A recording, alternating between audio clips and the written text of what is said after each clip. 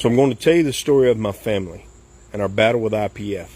Then I'm taking a few mental health days.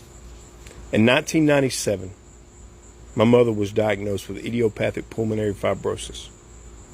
The reason I remember it so vividly is because at the same time that she was getting a lung biopsy, I was in the hospital battling staph infection of the blood. She wound up passing away in 2000. She never reached the age of 50. Next came my aunt, my mother's sister. She was also diagnosed with IPF. She battled, and eventually she was able to get a lung transplant. Next to be diagnosed in my family was my brother. Goes by Sarge372 on TikTok.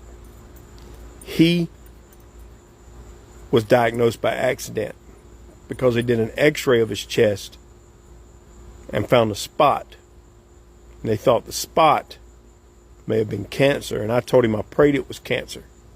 And I can still remember the conversation we had the day he told me they found a spot. 6 months later, after he quit smoking, they go back to do a biopsy, and it's confirmed that he has IPF. And he's been battling ever since. He refuses to slow down. He refuses to give up.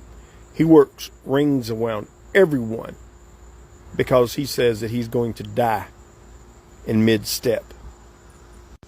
Our older brother, named Joel, well, he started coughing in 2014. And his health slowly deteriorated. He couldn't breathe unless it was real cold. And his health declined slowly and rapidly over time. Then his heart started racing.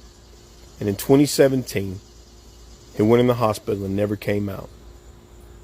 Never knowing that he'd had a lung biopsy and that he was diagnosed with IPF. And he died before he reached 50. And that was in 2017. Which brings me back to my brother Sarge, 372. He was just recently put on oxygen. Still never stops, never slows down. But that's when I was in Birmingham, is for him to see about getting a lung transplant. So I get the call today and got to listen to the doctors talk to him and basically tell him that they would never approve him for a lung transplant because he has too many underlying health problems. Our only hope is if Shads in Gainesville will take him. Please remember him in your prayers. We need all the good thoughts and vibes we can get. I'm going to tag him. Please give him your thoughts and prayers. I love you, brother.